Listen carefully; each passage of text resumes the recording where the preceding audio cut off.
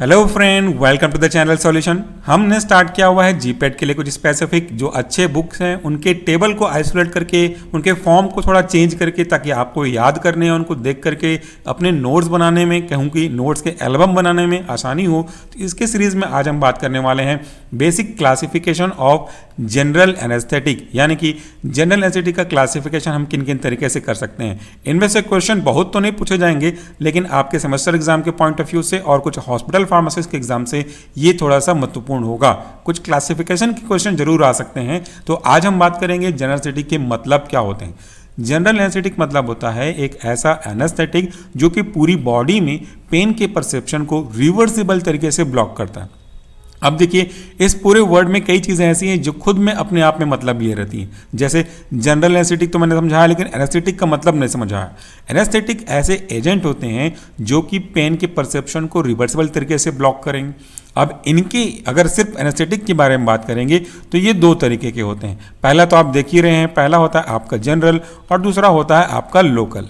तो लोकल मतलब ये हुआ कि जो एनेस्थेटिक आपका बॉडी के किसी पर्टिकुलर पार्ट पे, जैसे इस व्यक्ति की अगर हम बात करें, इस पर्टिकुलर हाथ पे अगर पेन के परसेप्शन को कम करता है रिवर्सिबल तरीके से, तो ये आपका लोकल एनेस्थेटिक कहलाएगा।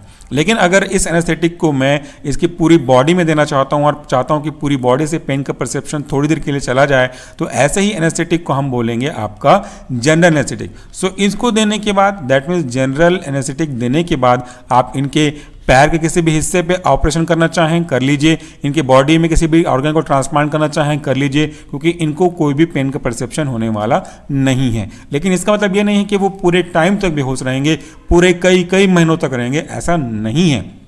इसीलिए इस डेफिनेशन में जो रिवर्सिबल वर्ड है वो यूज़ करना बहुत ज़रूरी है। एक पर्टिकुलर टाइम के बाद इनको धीरे धीरे कॉन्शियसनेस आना शुरू करेगा।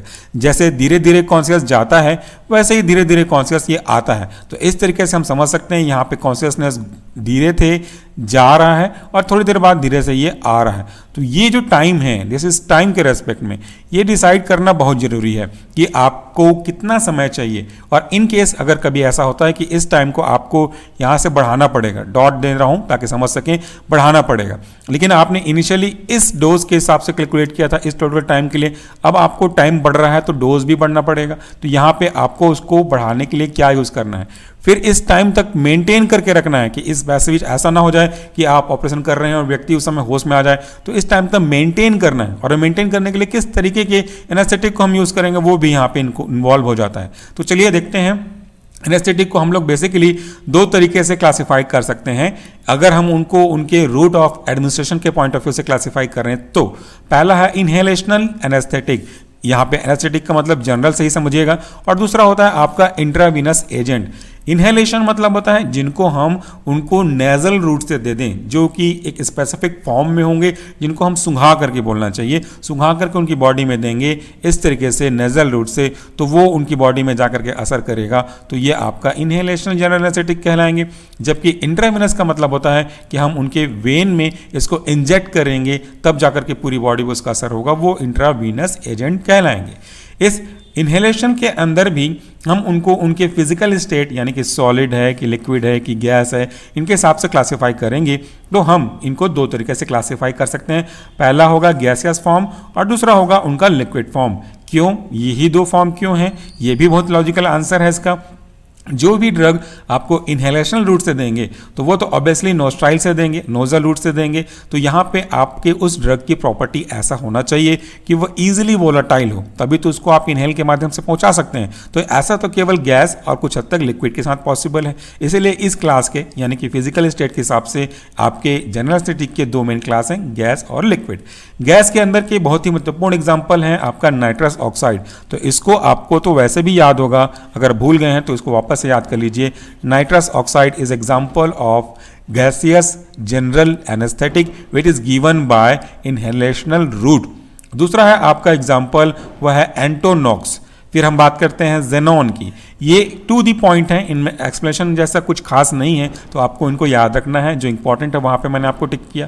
अब बारी आती है लिक्विड की। तो ऐसे एजेंट जो इनिशियली तो लिक्विड फॉर्म में होंगे, लेकिन ये वेपर में कन्वर्ट होने की प्रॉपर्टी रखते हैं, तो इन्हीं को हम बोलते हैं liquid which is inserted under the inhalational anaesthetic.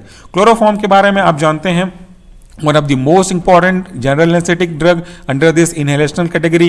तो ये जो क्लोरोफॉर्म है, इसको टीवी में देखिए, पिक्चर में देखिए, क्या करते हैं, एक क्लोरोफॉर्म के बॉटल से निकालने के बाद इनको एक छोटे से कॉटन पे ट्रांसफर करते हैं और किसी व्यक्ति को जब ये दिया जाता है तो वो व्यक्ति एनेस्थीसिया के केस में पहुंच जाता है। तो इसके अंदर सूंघने की प्रॉपर्टी तो होनी चाहिए, एवोपोरेट होने की प्रॉपर्टी तो होनी चाहिए, वोलेटाइल होने की प्रॉपर्टी तो होनी चाहिए, क्योंकि वो सूंघता है ना उस वेपर को, ना कि लिक्विड को। तो यहाँ पर हम समझ सकते हैं chloroform is also example of inhalational anaesthetic. इसके बाद अगला एग्जाम्पल है लिक्विड के अंदर, वह है आपका ट्राइलिन। फिर हम बात करते हैं साइक्लोप्रोपेन की, फिर बारी आती है ईथर की। तो ईथर भी एक इंपॉर्टेंट एग्जाम्पल है जिनको आपको उनके क्लास के हिसाब से याद रखना चाहिए। फिर हम बात करेंगे halothane. Halothane is another important drug. Enflurane, isoflurane, desflurane, sevoflurane, methoxyflurane, ये सारे ड्रग इंपॉर्टेंट हैं, लेकिन दो ड्रग बहुत इंपॉर्टेंट हैं, बहुत ज़्यादा इंपॉर्टेंट कहना चाहिए, वह है आपका क्लोरोफॉर्म और आपका जो ईथर है वो। उसके बाद डेसफ्लूरेन, आइसोफ्लूरेन भी आ जाते हैं। ये हो गई उनके फिजिकल स्टेट के हिसाब से क्लासिफिकेशन। अब हम बात करते हैं इंट्रावीनस एजेंट की। तो ऐसे ड्रग, ऐसे जनरल एनेस्थेटिक जो कि किसी व्यक्ति को डायरेक्टली उनके वेन में ट्रांसफर किया जाए, ताकि ये जो जनरल एनेस्थेटिक हैं ये इजीली, आसानी से फास्ट एक्शन शुरू करें। फास्ट एक्शन देंगे तो हम इनको बहुत अच्छे से अचीव कर सकते हैं डिजायरेबल पीरियड ऑफ टाइम में। तो इस व्यक्ति का जो कॉन्शियसनेस है वो बहुत जल्दी ही चला जाएगा। तो ये जनरल एनेस्थेटिक हो गए। इनका एग्जाम्पल है आपका थायोपेंटोन, दूसरा है आपका मेथोहेक्सिटोन, प्रोप्रोफोल, उसके बाद है इटोमिडेट और केटामीन। ये इटोमिडेट और केटामीन दोनों इंपॉर्टेंट हैं, इनको भी आपको बाय नेम याद रखना चाहिए। फिर हम बात करते हैं इसी के अंदर का दूसरा कैटेगरी, वह slower acting agent. Slower acting agent मतलब क्या होता है, ऐसे एजेंट जो स्लो अपना इफेक्ट शो करेंगे। दैट मीन्स इनका जो यूज है हम लोग बेसिकली इनको आगे जा करके एक्सटेंड करने के लिए, मेंटेन करने के लिए यूज कर सकते हैं। इस स्लोअर एक्टिंग एजेंट के अंदर भी तीन मेन क्लासिफिकेशन है। क्लास पहला है आपका बेंजोडायजेपिन, जिसे हम लोग BZD कहते हैं शॉर्ट में। दूसरा है ओपियोइड, जो कि एनाल्जेसिक के अंदर भी रखे गए हैं। और तीसरा है न्यूरोलेप्टिक एजेंट, जो कि एकदम सीवियर नर्व पेन को ठीक करने में मदद करते हैं। सो बेंजोडायजेपिन के अंदर अगर आप बात करेंगे तो इनको कई आगे और क्लासिफिकेशन में इंक्लूड करते हैं। ये आपके एंटी एंजाइटी ड्रग के रूप में यूज करेंगे, ये आपके सिडेटिव हिप्नोटिक्स के केस में यूज करेंगे, और यहाँ पे आप देख भी रहे हैं कि एक जनरल एनेस्थेटिक के केस में यूज करेंगे। हालांकि जनरल एनेस्थेटिक के अंदर क्लासिफिकेशन में एक और कैटेगरी है जिसको मैं यहाँ पे बेसिकली यूज नहीं कर रहा, वह प्री एनेस्थेटिक ड्रग, जो कि एनेस्थेसिया देने के पहले दिया जाता है ताकि ऑपरेशन के समय होने वाले unwanted situation like vomiting, sweating, perspiration, dizziness, anxiety, इनको आप पहले से कंट्रोल कर सकें। तो इनका यूज होता है, जिसके बारे में मैंने व्हाइट बोर्ड में समझाया हुआ है, इसलिए यहाँ पे मैं इनको ज़्यादा और यूज नहीं कर रहा। तो इस बेंजोडायजेपिन के अंदर सबसे इंपॉर्टेंट एग्जाम्पल जो आपको हर जगह काम आने वाले हैं वह आपका डायजेपाम, ये भी मोस्ट इंपॉर्टेंट में से है। दूसरा है आपका लोराजेपाम और मीडाजोलम। हर एक कैटेगरी के ड्रग बहुत इंपॉर्टेंट होते हैं, तो उस कैटेगरी के एक ड्रग को और खास माना जाता है। तो ये डायजेपाम इस कैटेगरी को रिप्रेजेंट करने वाला इंपॉर्टेंट ड्रग है। ओपियोइड के बारे में बात करें तो आपका फेंटानाइल, रेमीफेंटानाइल, सल्फेंटानाइल और अल्फेंटानाइल इंपॉर्टेंट हैं। फिर हम बात करते हैं न्यूरोलेप्टिक एजेंट, इसके अंदर का द मोस्ट इंपॉर्टेंट एग्जाम्पल है ड्रोपेरिडोल। तो ये एग्जाम्पल आप याद रखिएगा। तो हमने क्या देखा आज की क्लास में, हमने क्लास में बात किया कि जनरल एनेस्थेटिक होता क्या है और इसका क्लासिफिकेशन किस तरीके से हम कर सकते हैं। यहाँ पे एक चीज और आपको ध्यान देना है कि इंडक्शन के लिए कुछ अलग तरीके से यूज करते हैं और उसको मेंटेन करने के लिए कुछ अलग यूज करते हैं। यहाँ पे मैंने एक वर्ड लिखा हुआ है इंडक्शन या इंड्यूसिंग एजेंट। इसका मतलब है कि अगर कोई व्यक्ति इस तरीके से होश में है तो इसको इंजेक्ट करने के बाद जब ये व्यक्ति इस तरीके से पहुंच जाए, लाई डाउन पोजीशन में पहुंच जाए, तो दैट्स कॉल्ड इंडक्शन, यानी कि स्टार्ट करना। This is called induction anaesthetic और इंड्यूसिंग एजेंट। सो ये रहा आज का टॉपिक आपके different types of competition exam के पॉइंट ऑफ व्यू से। उम्मीद करता हूं कि छोटा है, शॉर्ट है, लेकिन आपके लिए काफी यूजफुल होगा। So class, thank you very much for watching this video. इसका रेफरेंस अगर आप जानना चाहेंगे तो बहुत ही महत्वपूर्ण बुक में से एक है review of pharmacology by Govind Rai Garg and Sparsh Gupta, 11th edition, page number है 286। You can use this book for any kind of competition exam, specifically for pharmacology, क्योंकि ये बुक जो है पूरी फार्माकोलॉजी के multiple choice question, mnemonics, tips and tricks के हिसाब से काफी सुटेबल है। So I recommend this book for any kind of competition exam. Thank you very much for watching this video. Do take care of your self.